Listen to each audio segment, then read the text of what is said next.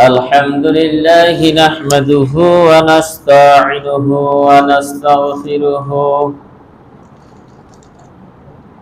ونعوذ بالله من شرور أنفسنا ومن سيئات أعمالنا من يهده الله فلا مضل له ومن يضلله فلا هادي له ونشهد أن لا إله إلا الله وحده لا شريك له الذي أرسله بالحق بشيرا ونذيرا وداعيا إلى الله بإذنه وسراجا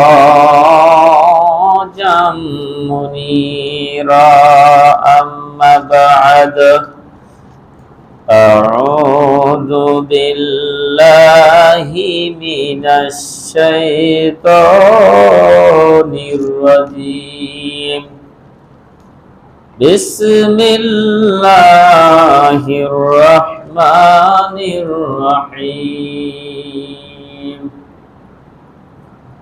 قاف والقرآن المجيد بل عجبوا أن جاءهم منذر منهم فقال الكافرون هذا شيء عجيب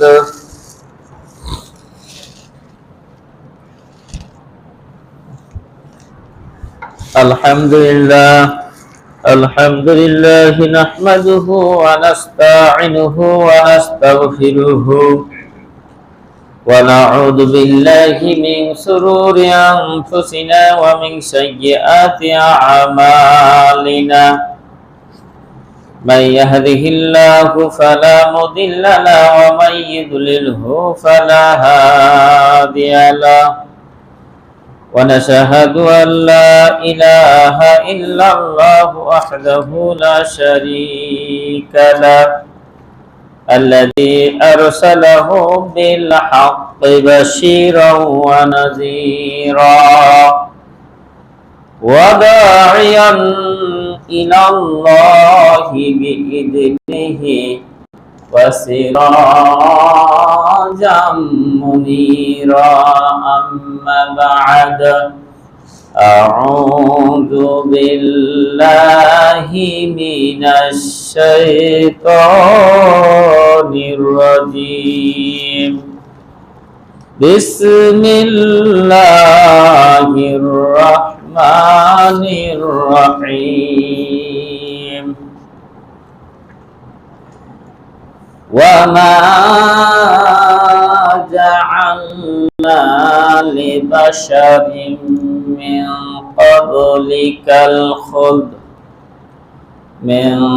قبلك الخلد أفإن مت فهم الخالدون كل نفس ذائقة الموت ونبلوكم بالشر والخير فتنة وإلينا ترجعون.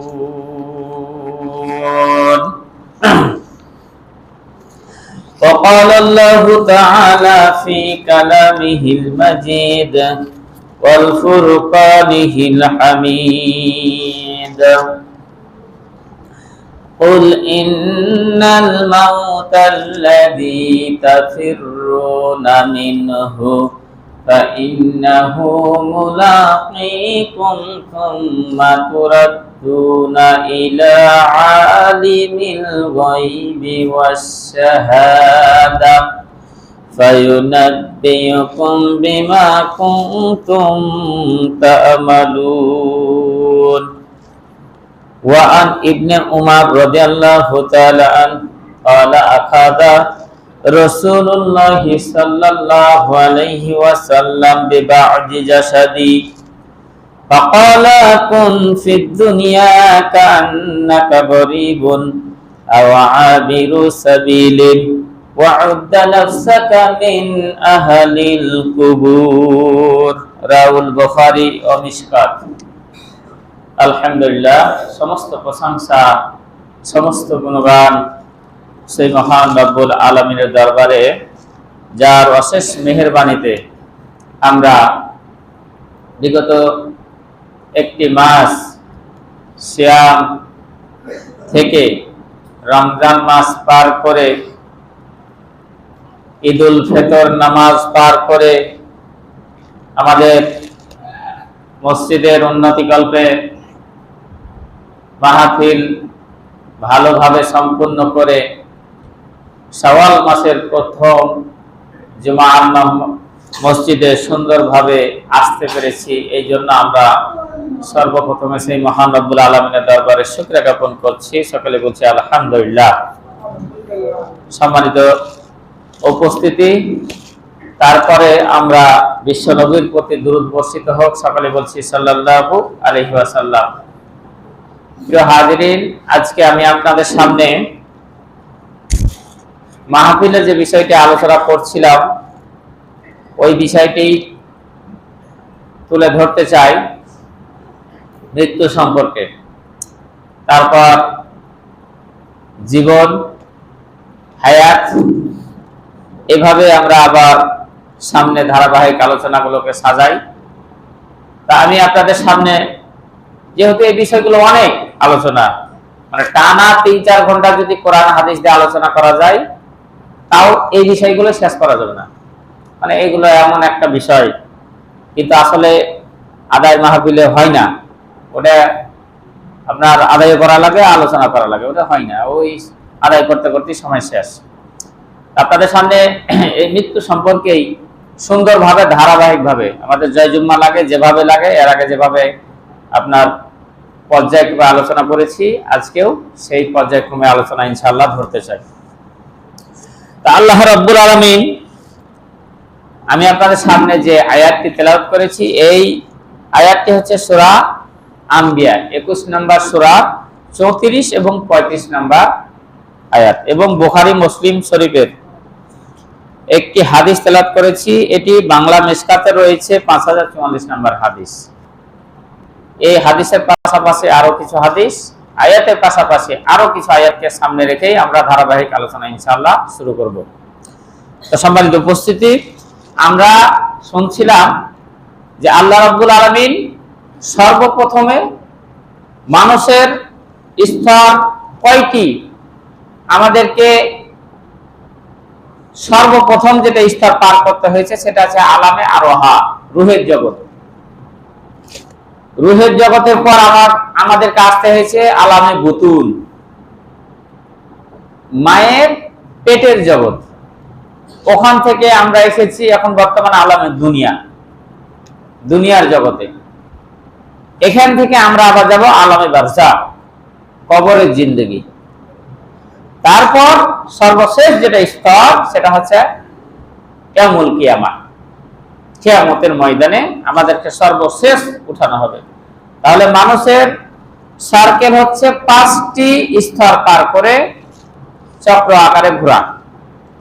আমাদের আলামে আরোহাতে সবাই ছিলাম, ওখান থেকে পর্যায়ক্রমে এই পৃথিবীতে মায়ের পেটের মাধ্যম দিয়ে পৃথিবীতে আসা, কবরে মৃত্যুর মাধ্যমে কবরে যাওয়া, কবর থেকে কিয়ামতের ময়দানে আবার উঠানো, সবাই আলামে আরোহাতে আমরা সবাই ছিলাম।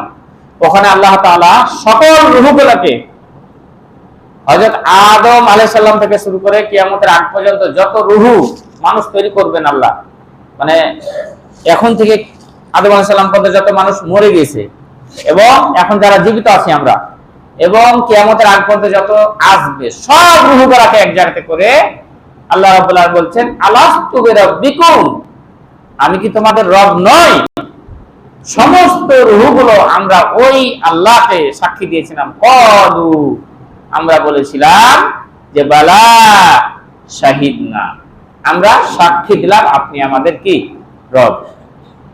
ওখান থেকে আপনি আসলেন মায়ের পেটে, আমি আসলাম মায়ের পেটে, 10 মাস 10 দিন পর্যন্ত মায়ের পেটে থাকার পর সন্তান ভূমিষ্ঠ হয়ে আমরা আসলাম এই দুনিয়ার জগতে। তাহলে আমাদের সর্বপ্রথম ছিলাম আমরা মৃত্যু, ওই জন্য আলোচনাটা শুরু করলাম মৃত্যু দিয়ে, তারপর জীবিত করা হবে, তারপর শুরু করব হায়াত সম্পর্কে আলোচনা।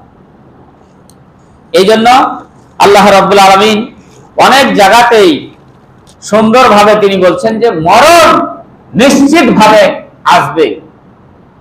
বিশ্ব নবীকে আল্লাহ রাব্বুল আলামিন এইভাবে বলছেন যে ইন্নাকা মাইয়িতুন ওয়া ইন্নাহুম মাইয়িতুন। হে নবী, ওই সমস্ত কাফেরদেরকে বলে দেন যারা বিশ্বাস করতে চায় না যে আমরা মরবো না, তারা কেমন ভাবে বলে যে আমরা মরবো না, অথচ আপনি নবী নিজে মরবেন। ইন্নাকা মাইয়িতুন, আপনি মরবেন, ওয়া ইন্নাহুম মাইয়িতুন, এবং তারাও মারা যাবে। সুতরাং এটা বলা কোনো অবকাশ নাই যে আমরা মরবো না।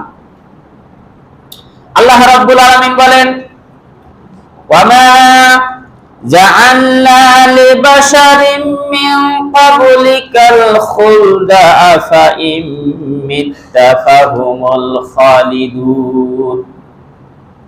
এই কাফেরেরা মরণকে অস্বীকার করছিল।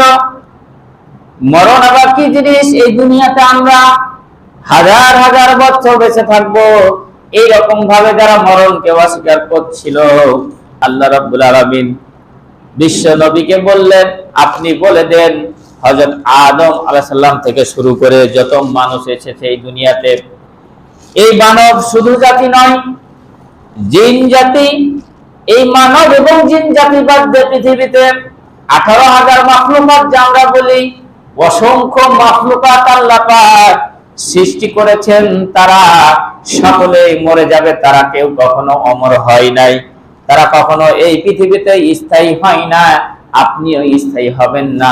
সুতরাং তারা কিভাবে বলে আমরা পৃথিবীতে বেঁচে থাকবো? তারা কিভাবে বলে?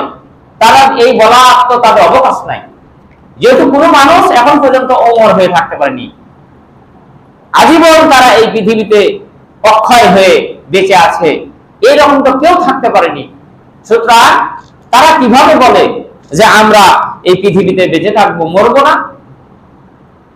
নবী তাদেরকে বলে দেন, কুল্লু নাফসিন যায়িকাতুল মাউত, পৃথিবীতে যাদের জীবন রয়েছে, পৃথিবীতে যত সৃষ্টি জীব আমি তৈরি করেছি, যাদেরকে আমি জীবন দান করেছি, মানুষ এবং জিন বাদ দিয়া গরু, ছাগল, উট, মহিষ, যত প্রাণী রয়েছে, এমনকি গাছগাছালি, এমনকি ওই যে পাথরটা বড় হয় ওই পাথরের মৃত্যু রয়েছে, এমনকি শামুক, পৃথিবীতে যত মাখলুকাত রয়েছে সমস্ত মাখলুকাতের একটা নির্দিষ্ট সময় পর আমি আল্লাহ তাদেরকে আজরাইল আলাইহিস সালামের মাধ্যমে তাদের জান কবজ করে আমি আবার তাদেরকে আলামে বারজাকে নিয়ে যাব। কিভাবে তারা বলে যে কিসের দাওয়াত নিয়ে এসেছে আমাদের কাছে? মানে এই বিষয়গুলো এসেছে তখন যখন বিশ্বনবী কোরআনের দাওয়াত নিয়ে ওই কাফেরদের কাছে নিয়ে গিয়েছে, তখন তারা এইসব কথাগুলো বলল। তার আগে কিন্তু বিশ্বনবীকে আলামিন বলেছে, সঠিক বলেছে, তাদের স্বর্ণ, তাদের দিরহাম, তাদের টাকা পয়সা বিশ্বনবীর কাছে 40 বছর পর্যন্ত আমানত রেখেছে। যখন 40 বছর হলো, যখন বিশ্বনবী বললেন কুলু লা ইলাহা ইল্লাল্লাহ তুফলিহুন, হে বিশ্ব মানবতা, হে মক্কার মানুষেরা, তোমরা বলো আল্লাহ ছাড়া কোনো মাবুদ নাই, আর আমি বিশ্বনবী আল্লাহর রাসূল, এই দুইটা কথা তোমরা মেনে নাও। যদি মেনে নাও তাহলে তোমরা সফল কাম হবে। এই দাওয়াত যখন থেকে তিনি শুরু করলেন, কাফেরেরা শুরু করলো উল্টাপাল্টা কথা বলতে। যখন বলল যে আসলে দুনিয়া নয়, এই দুনিয়া আসলে চিরস্থায়ী নয়, এই দুনিয়া আসলে হচ্ছে ক্ষণস্থায়ী জায়গা, এই জায়গাতে আপনারা বেশি দিন থাকবেন না, আপনার হায়াত যতদিন আল্লাহ দিয়েছে ততদিন এই দুনিয়াতে থাকবে। এই যে এভাবে যখন দাওয়াত দিতে লাগলো, তখন কাফেররা শুরু করলো কিসের মরণ, কিসের কবরের আযাব, কিসের কিয়ামত, কিসের হাসর, কিসের আখিরাত। এই যে এভাবে তখন কি করতে লাগলো, অস্বীকার করতে লাগলো। কিন্তু তার আগে কিন্তু তারা বিশ্বনবীকে এই সব মানে মক্কার মধ্যে সবচেয়ে বিশ্বস্ত লোক মানত ওই 40 বছর আগ পর্যন্ত। এবং বিশ্বনবী 17-18 বছর বয়সে আপনার হিলফুল ফুজুল একটা শান্তি সংঘ যুবকদেরকে নিয়ে খুলেছিলেন, এবং ওই সংঘটা খুলে তিনি মক্কার জমিনে সমাজের বুকে শান্তি আনার চেষ্টা করেছিলেন, কিন্তু সে শান্তি আনতে পারে নাই। যখন আল্লাহ রাব্বুল আলামিন কোরআন নাজিল করে দিলেন যে শান্তি যদি পেতে চাও, সুখ যদি পেতে চাও, সংসারে যদি সুখ পেতে চাও, এই দুনিয়াতে যদি আরাম আয়েশে বাঁচতে চাও, তাহলে কোরআনের আইন মেনে নাও। যখন এই কথা বলল, আবু জেহেল, উতবা, সাইবা, ওয়ালিদ বিন মুগিরা যারা কাফের নেতা ছিল, এদের মেজাজ একদম তুঙ্গে হয়ে গেল। এমনকি তার চাচা আবু জেহেল এবং আবু লাহাব, আবু লাহাবের 2 ছেলের সঙ্গে বিশ্বনবী 2 মেয়ের বিয়ে দিয়েছিল। বিশ্বনবী যখন জন্মগ্রহণ করে তখন আবু লাহাব এত খুশি হয়েছিল যে তার দাসীকে মুক্ত করে দিয়েছিল। যখন বলল যে আমিনার গর্ভে মহাবীর নামে একটা তোমার ভাতিজা, ফুটফুটে চাঁদের মতো সুন্দর দেখতে একটা সন্তান হয়েছে, তোমার ভাতিজা হয়েছে, বলে কি বললে, আব্দুল্লাহর বেটা এতিম আমার ভাতিজা হয়েছে, এত সুখের খবর তুমি আমাকে দিলে, দাও তোমাকে মুক্ত করে দিলাম। আবু লাহাব এত খুশি হয়েছিল, তার গোলামকে খুশির জন্য মুক্ত করে দিয়েছিল। আবার যখন এই ভাতিজাই 40 বছর বলল, চাচা যেগুলো করতেছেন এগুলো আসলে ঠিক না, আমাকে নবী হিসেবে মানেন, আল্লাহ আমাকে নবী হিসেবে প্রেরণ করছে, আর আল্লাহকে আল্লাহ হিসেবে মানেন। এই যে মূর্তি পূজা পূজা করছেন এগুলো চলবে না, এগুলো সব বাতিল। ওই চাচা ওই সময় বিশ্ব নবীর 2 মেয়ের সঙ্গে 2 ছেলের বিয়ে ছিল। তাহলে একদিক দিয়ে হচ্ছে চাচা ভাতিজা, আবার আরেকদিকে 2 জন বিয়াই। তাহলে একদিক দিয়ে আবু লাহাব এবং বিশ্বনবী চাচা ভাতিজা, আবার 2 মেয়ের কে শ্বশুর বিশ্বনবীর, এবং আবু লাহাবের 2 ছেলের শ্বশুর বিশ্বনবী। ওই দিক দিয়ে আবার তারা 2 জনের বিয়াই। এই দাওয়াত যেমনি দিল, সঙ্গে সঙ্গে বলল, বেটা এদিকে শুন, এই মুহূর্তে মোহাম্মদের 2 ছেলেকে তালাক দে। 2 জনই তালাক দিয়ে দিল বাপের কথা শুনে। এই যে দেখেন, তাহলে কোরআনের কথা যেমনি বলতে লাগলো, আল্লাহর কথা যেমনি বলতে লাগলো, নিজের বিয়াই নিজের বেটার বউকে তালাক দিতে বাধ্য করলো। এই হচ্ছে ইসলামের কথা। যদি আপনি বলেন, আমি যদি বলি, এটার মানে পরিণাম। আমরা অনেকে বলি যে এই যে যারাকে ফাঁসি দিয়েছে, ইসলামের পক্ষে যারা কথা বলে যে এরা দোষ না করলো তো এমনি ফাঁসি দিল। কিন্তু বিশ্বনবীর মেয়েরা কি দোষ করছিল? বিশ্বনবী এমন কি দোষ করলো যে তার 2 মেয়েকে কোরআনের দাওয়াত দেওয়ার জন্য আপনার তালাক নিতে হলো? ওই 2 মেয়েকে হযরত উসমান পরে বিয়ে করছিল। ওই আবু লাহাবের ছেলেরা যে 2 মেয়েকে তালাক দিয়েছিল, ওই 2 মেয়েকে হযরত উসমান কি করছিল, পরে 2টাকে মানে একটা মারা গেল, তারপর আবার একটা বিয়ে করলো, ওইটাও মারা গেছে।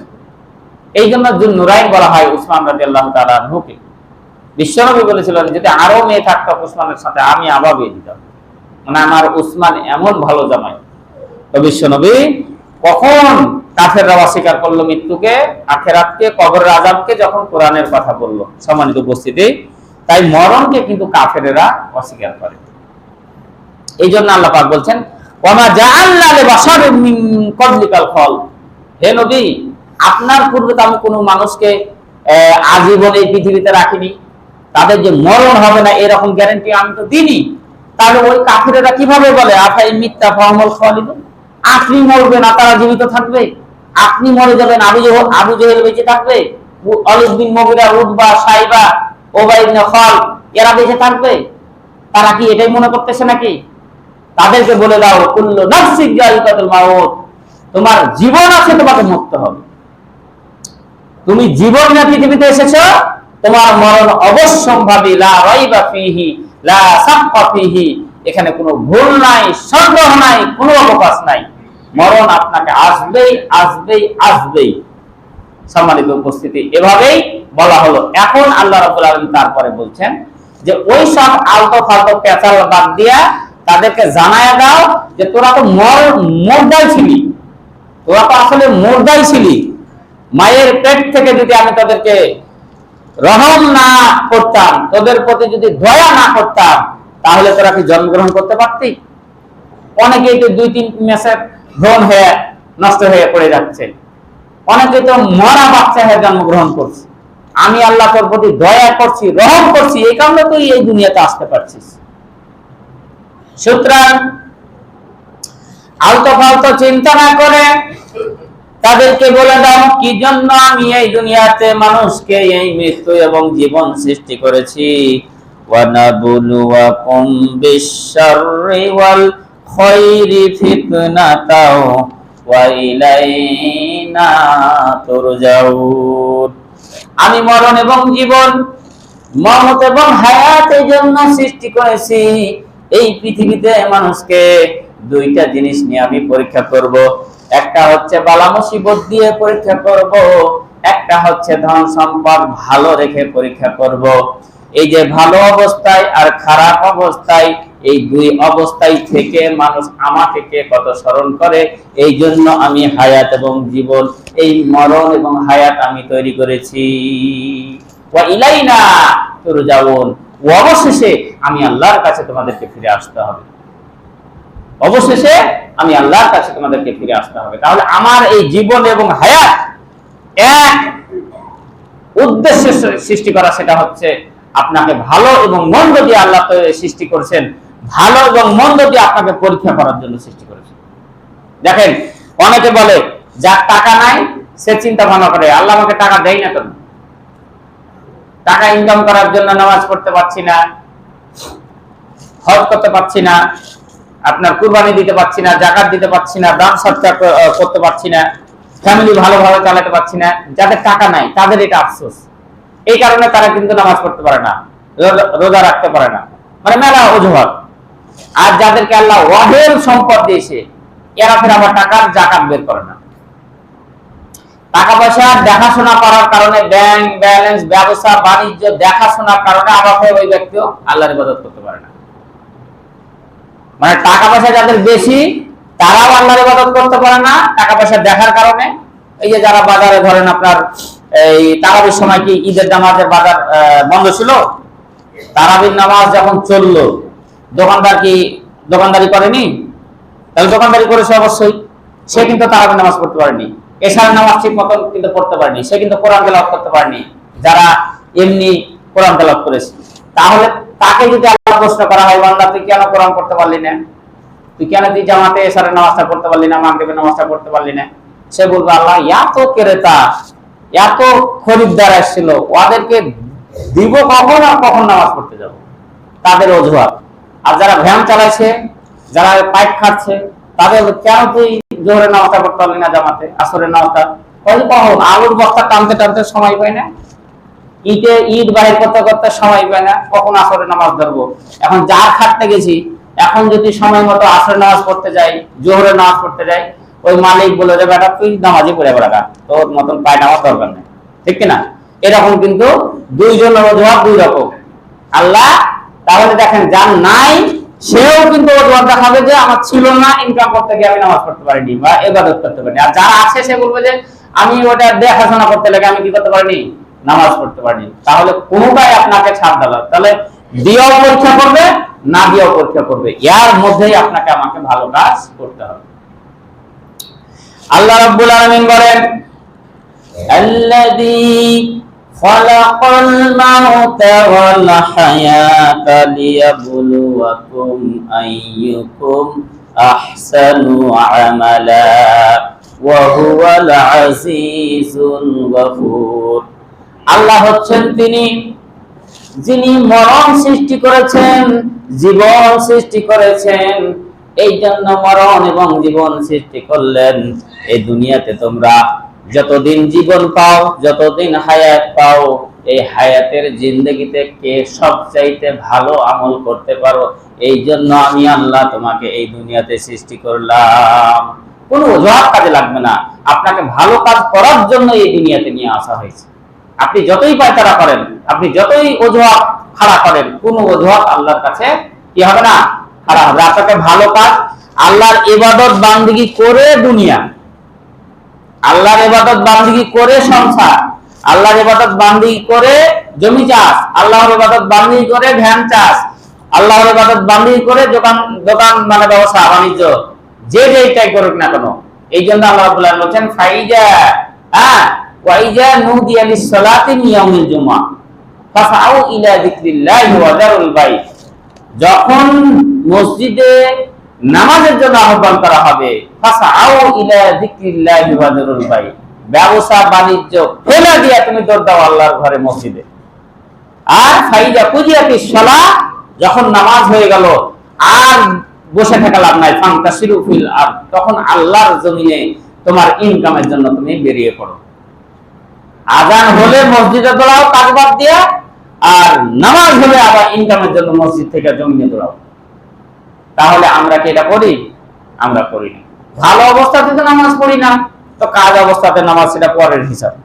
সম্মানিত বসে যাও, তাহলে আপনাকে আমাকে মরতেই যেহেতু হবে, আল্লাহ পাক বলছেন এই জন্য এই জীবন ঘড়ি, এই যে আপনার আমার যে এখানে একটা কি পাঞ্জিং করতেছে রুহু, এই রুহুটা যতদিন চলছে ততদিন কিন্তু আপনার আমার কি রয়েছে, দাম রয়েছে। রুহু যদি আপনার থেমে যায়, আপনাকে আর কেউ কিন্তু দাম দিবে না। আপনারা দেখলেন মানুষের মরণ কত নিকটে, এই রাজবাড়ির ঘটনা, ওই যে বাস ডুবির ঘটনা দেখেন, যে আপনার সামান্য একটু ব্রেক ফেল হয়ে, বা ওই অনেকে বলতেছে যে পাম্প ছিল না, বন্ধ রাখার কারণে ব্রেকে পাম্প করতে পারেনি, ওই জন্য আপনার নদীতে পড়ে গেল। কোন মানুষের কিছু করার থাকলো? সবাই দেখলো যে আমার বাচ্চাটা ডুবে যাচ্ছে, বাসে আছে, আমার স্ত্রী, আমার ভাই, চোখের সামনে দেখা ছাড়া কোনো উপায় নাই। সবাই দেখা গেল যে আপনার হা হতাশ করতেই থাকলো। মুহূর্তের মধ্যে আপনার 26 জন তো পেয়েছে দেখালো, আর 12-13 জন, যারা 6-7 জন হয়তো সামনে উঠতে পেরেছে, আর 3-4 জন হয়তো আগে নেমেছিল। তাহলে এই যে মোটামুটি 40 জন যাত্রীর মধ্যে 10-15 জন বাঁচলো, বাদ বাকি 26 জন সলিল সমাধি হয়ে গেল ওই পানিতে। তাহলে কার বাড়ি কুষ্টিয়া, কার বাড়ি রাজবাড়ি, সবাই মরল নদীতে গিয়ে। তারপর আপনার ওই যে ফেনীতে যে ট্রেন বাসকে 1 কিলোমিটার টেনে নিয়ে গেল, ওখানে বোধহয় 20-25 জন মারা গেছে। তাহলে কার মরণ কোথায় আছে আপনি বলতে পারবেন? আমি বলতে পারবো? এটা কেউ বলতে পারবো না। সম্মানিত উপস্থিতি, তাহলে মরণ হবে এটা নিশ্চিত। সুতরাং আপনি যতদিন এই জীবন ঘড়িটা আপনার চলছে, এই জন্য কবি সুন্দরভাবে বলছেন, টিক টিক টিক টিক যে ঘড়িটা বাজে ঠিক ঠিক বাজে, কেউ কি জানে সেই ঘড়িটা লাগবে কদিন কাজে। টিক টিক টিক টিক যেই ঘড়িটা বাজে ঠিক ঠিক বাজে, কেউ কি জানে সেই ঘড়িটা লাগবে কদিন কাজে। এই ঘড়ি যতদিন আপনার টিক টিক টিক টিক করে বাজতে থাকবে, ততদিন আপনি আপনার ছেলের কাছে বাবা হিসাবে বেঁচে আছেন, আপনার স্ত্রীর কাছে স্বামী হিসাবে বেঁচে আছেন, আপনার বোনের কাছে ভাই হিসাবে বেঁচে আছেন।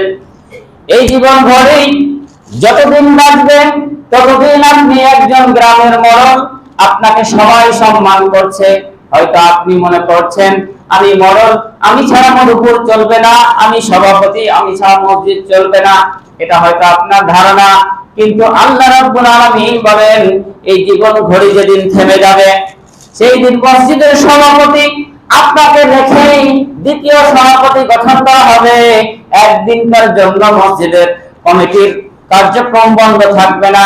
আমি ইমাম, আমি হয়তো মনে করছি আমি যদি মরে যাই মধুপুরে আর বোধহয় কেউ জমা করানোর লোক থাকবে না, কিন্তু ভুল ধারণা। আমি আজকে মরবো, কালকে আপনারা নিয়োগ বিজ্ঞপ্তি দিয়ে দিবেন, সামনের জুমায় আমাদের এখানে নতুন ইমাম নিয়োগ দেওয়া হবে, এমনকি ইমাম সঙ্গে সঙ্গে হয়তো নিয়োগ দেওয়া হবে। আপনি একজন মানুষ, আপনার জীবন ঘড়ি চলছে, আপনি চেয়ারম্যান, আপনি হয়তো ভাবছেন আমি ছাড়া আমার ইউনিয়ন হয়তো অচল হয়ে যাবে, কিন্তু ভুল ধারণা, আপনি মরবেন সঙ্গে সঙ্গে আর একটা চেয়ারম্যান রেডি হয়ে যাবে।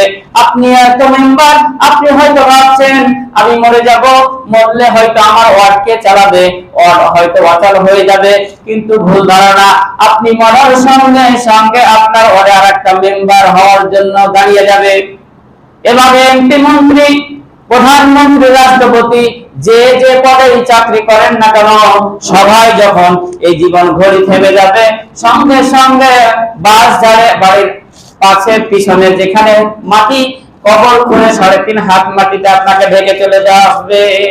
তাহলে আপনি যেখানেই আপনি যাই করেন না কেন, আপনার এই জীবন ঘড়ি যতদিন চলছে, আমার জীবন ঘড়ি যতদিন চলছে, ততদিন আপনাকে আপনার সম্মান করছে মানুষ। এই যে ঘড়ি, এই যে ঘড়িটা রয়েছে, এই ঘড়ির সাথে এই ঘড়ি যতদিন চলবে ততদিন কিন্তু এখানে টাঙ্গানো থাকবে। তাহলে এই ঘড়ি থেমে যাক, ইঞ্জিন নষ্ট হয়ে যাক, এই ঘড়ি কিন্তু আপনারা রাখবেন না, একে ডাস্টবিনে ফেলে দিবেন, একে বাইরে ফেলে দিবেন, একে ওই যে যারা ভাঙলি আছে তাদেরকে দিয়ে সম্পত্তি খেয়ে ফেলবেন।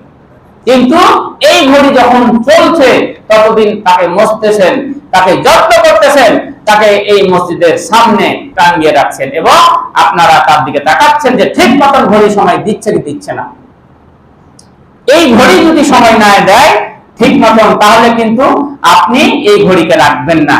তাই এই কবি এই কথাটাই বলতে যে ঝকঝক ফটফট করে যতদিন ঘড়ির চেহারা, ততদিন তারে কিনতে চাই যে খরিদারেরা, সময় মতো সময় দিলে সবখানে বিরাজে, কেউ কি জানে সেই ঘড়িটা লাগবে কদিন কাজে। এই ঘড়ি যতদিন সময় দিবে, এই ঘড়ি যতদিন দেখতে চিকন আছে, সমস্ত খরিদ্দার এর পিছে ছোটাছুটি করবে। এই ঘড়ি যেদিন নষ্ট হয়ে যাবে, এই ঘড়ির যেদিন চেহারা নষ্ট হয়ে যাবে, খরিদ্দারেরা আসবে ঠিকই দোকানে, কিন্তু এই ঘড়িকে কিনবে না। আপনিও যতদিন এই জীবন ঘড়ি চলছে, সবাই আপনাকে সম্মান করবে। যেমনি আপনি মরে যাবেন, দেখেন ঢাকা যাচ্ছিল সবাই বাসে চড়ে, যেমনি মরে গেল, ঢাকা যাওয়া তো দূরের কথা, যার যেখানে বাড়ি সবাই নিয়ে গিয়ে 24 ঘন্টার মধ্যে সবাইকে মাটি দিয়ে দেওয়া হলো। সুতরাং আপনার জীবন ঘড়ি, আমার জীবন ঘড়ি যতদিন ঠিক থাকবে ততদিন আপনাকে আমাকে সম্মান করবে। তাই এই জন্য আল্লাহ রাব্বুল আলামিন বলছেন যে ওই কাফেরদেরকে বলে দাও, ওই সব আলতো ফালতো পেঁচাল পায়দা লাভ নাই, মরতে যেহেতু হবে, মরার আগে তুমি সোজা হও। আর যার যেখানে মৃত্যু সেখানে আপনাকে আমাকে নিয়ে যেতেই হবে এবং যাবেই। এবং মরণের সময় আপনার অনেক কষ্ট রয়েছে, যারা কাফের এদের কিন্তু অনেক মৃত্যু, অনেক কষ্ট। আল্লাহ রাব্বুল আলামিন বলেছে কুল্লু শাইইন হালিকুন ইল্লা ওয়াজহাহু, কাফেরদেরকে বলে দাও সবাই মরবে, পৃথিবীতে কেউ বেঁচে থাকবে না। কুল্লু মান আলাইহা ফান ওয়া ইয়াবকা ওয়াজহু রাব্বিকা যুল জালালি ওয়াল ইকরাম। হে নবী, আপনি বলে দেন ওই সমস্ত মানুষদেরকে যে এই পৃথিবীতে যা কিছু রয়েছে সবাই মরে যাবে একদিন, আমি আল্লাহ একমাত্র বেঁচে থাকবো। হযরত ঈসা আলাইহিস সালাম 3 বার ফুৎকার দিবেন। প্রথম ফুৎকারে মানুষ এই পৃথিবী লন্ডভন্ড হয়ে যাবে, মানুষগুলো বেহুশ হয়ে যাবে, যত মাখলুকাত সব বেহুশ হয়ে যাবে। তারপর আবার দ্বিতীয় ফুৎকার দেওয়া হবে, তখন এই মানুষগুলো সবাই মরে বেহুশ হয়ে যাবে। এমনকি যে আজরাইল আলাইহিস সালাম দান কবুল করছেন, সেও লাস্ট ফিনিশিং থাকবে। আল্লাহ রাব্বুল আলামিন বলছেন ইয়া মালাকুল মাউত আখবিরনি মা ইয়াবকা, হে মৃত্যু জিবরাইল, হে মৃত্যু ফেরেশতা জিবরাইল, আজরাইল, কে আর বেঁচে আছে আমাকে একটু খবর দে তো। বলবে যে আল্লাহ সব মেরে ফেলে দিয়েছে, সমস্ত জিন ইনসান মাখলুকাত যা আছে সব মেরে দিয়েছে। এমনকি বড় বড় ফেরেশতা যারা ইসরাফিল, জিবরাইল, মিকাইল, এদেরকে মেরে ফেলে দিয়েছি, একমাত্র এখন বেঁচে আছে খালি তুমি আর আমি। আল্লাহ রাব্বুল আলামিন ওই সময় বলবেন মউত ইয়া মালাকুল মাউত, হে আজরাইল তুইও মরে যা। আজরাইল তখন অবাক হয়ে যাবেন। আল্লাহ বলে কি, আল্লাহ এই আয়াতটা স্মরণ করে দিবে, আমি কোরআনে বলে দিয়েছেন কুল্লু মান আলাইহা ফান, এই পৃথিবীতে যাহা কিছু রয়েছে সবাই কিয়ামতের আগে মরণ গ্রহণ করবে। সুতরাং একমাত্র আমি আল্লাহ থাকবো, এটা আগেই বলে দিয়েছি মানুষকে, আমার বিশ্ব নবীর মাধ্যমে, কোরআনের মাধ্যমে আমি বলে দিয়েছি। সুতরাং আমি শুধু বেঁচে থাকবো, তুইও মরে যাবে। আজরাইল আলাইহিস সালাম ওই সময় নিজের জান নিজে কবজ করবে। সম্মানিত উপস্থিতি, তাহলে বোঝা যাচ্ছে যে মরণ নিশ্চিত। এবং এই যে মানুষ মরবে কোথায়, যেখানে যার আছে, অনেকে কিন্তু বাঁচার চেষ্টা করে। আল্লাহ রাব্বুল আলামিন বলছেন আইনামা তাকুনু ইউদরিকুমুল মাউতু ওয়ালাউ কুনতুম ফি বুরুজিন মুশাইয়াদা। বান্দারে, তোর মরণ হবে, এতে কোনো সন্দেহ নাই। তুই যদি মরণ থেকে বাঁচার জন্য পৃথিবীর মধ্যে সবচাইতে শক্ত ধাতু হচ্ছে সীসা, এই সীসা ঢালা প্রাচীর দিয়ে তুই যদি ওই রুমের মধ্যে ঢুকে থাকিস, যেই রুমের মধ্যে বাতাস ঢুকে না, যেই রুমের মধ্যে কোনো আলো ঢুকে না, এমন সুন্দর শক্ত রুম বানিয়ে যদি ওই সীসা ঢালা প্রাচীরের মধ্যে তুই লুকায়া থাকিস বান্দা, তারপর আমি আল্লাহ ওই সীসা ঢালা প্রাচীরের মধ্য থেকে তোকে মরণ হিসাবে আমি নিয়ে চলে আসবো আমার কাছে। আমি আজরাইলের মাধ্যমে ওই সীসা ঢালা প্রাচীরের মধ্যে তোর মৃত্যু ঘটাবো। তারপর অন্য জায়গায় বলেন কুল ইন্নাল মাউতাল্লাযী তাফিরুনা মিনহু ফাইন্নাহু মুলাকিকুম সুম্মা তুরাদ্দুনা ইলা আলিমিল গায়বি ওয়াস শাহাদা ফায়ুনাব্বিউকুম বিমা কুনতুম তা'মালুন। হে নবী, আপনি বলে দেন, তোমরা মরণ থেকে পালার চেষ্টা করো। আসলে পালিয়ে কোনো লাভ নাই। যে মরণ থেকে তোমরা পালানোর চেষ্টা করো, ওই মরণের সঙ্গে তোমাদের সাক্ষাৎ হবে। কিয়ামতের ময়দানে তোমাদেরকে আবার উঠানো হবে। সুতরাং ওই মরণ থেকে তোমরা বাঁচার চেষ্টা করো না। এই দুনিয়াতে যতদিন বেঁচে আছো ততদিন তোমরা ভালো আমল করার চেষ্টা করো। এই আমলই হয়তো তোমাদেরকে কিয়ামতের ময়দানে জান্নাত নিয়ে যেতে পারে। সুতরাং যারা মুমিন হবে এরা হচ্ছে আপনার এই দুনিয়াতে ভালো ভালো কাজ করার চেষ্টা করবে। আল্লাহ রাব্বুল আলামিন এই জন্য বলেছেন যে দুইটা হাদিস আমি আপনাদের সামনে তেলাওয়াত করেছি, সময় শেষের মধ্যে চলে এসেছে। হযরত ইবনে ওমর থেকে বর্ণিত, তিনি বলেন যে বিশ্বনবী আমার শরীরের একটা অংশ ধরলেন, ধরার পর তিনি বলছেন যে কুন ফি দুনিয়া কাআন্নাকা গরিবুন আও আদিরু সাবিল ওয়া উদ্দা নাফসাকা মিন আহলিল কুবুর।